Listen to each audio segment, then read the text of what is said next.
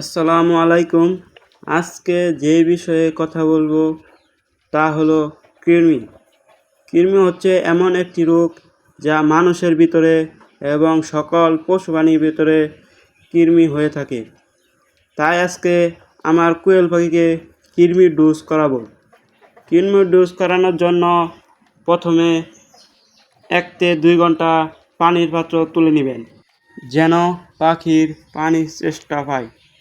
তার জন্য প্রথমে পানিটি তুলে নিতে হবে। তারপর কি করবেন, দেখবেন সেদিন ঠান্ডা দিন আছে কিনা। ঠান্ডা দিন দেখে কৃমির ডোজ করাবেন, কিংবা সকালে বা ভোরে কৃমির ডোজ করাবেন।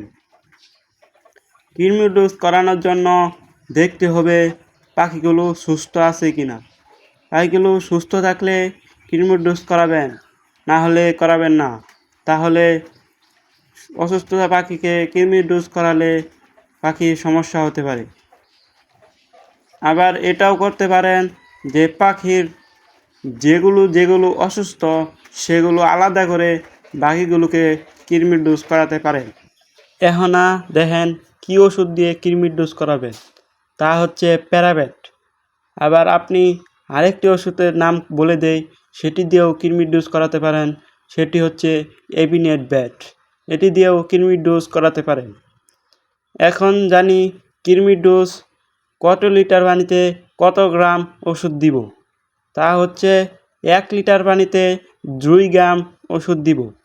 আমার যেহেতু 40টি পাখি, তার জন্য 1/2 লিটার পানিতে 1 গ্রাম ওষুধ দিব।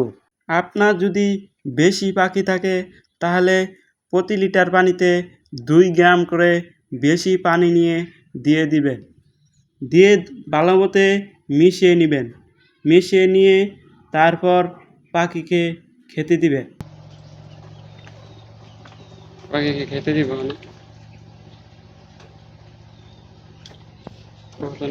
সেটার ভিতরে ঢুকবে ওই পাখিগুলো আমার।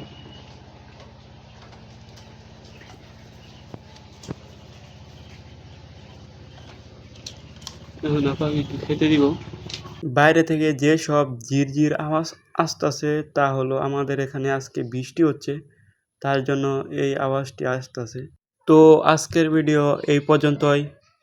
সবাই ভালো থাকবেন, সুস্থ থাকবেন এবং চ্যানেলটি সাবস্ক্রাইব করে দিবেন। নতুন নতুন ভিডিও পেতে বেল আইকনটি বাজিয়ে দিবেন এবং ফেসবুক ও টিকটক থেকে দেখে থাকলে ফলো করে দেবেন। আসসালামু আলাইকুম।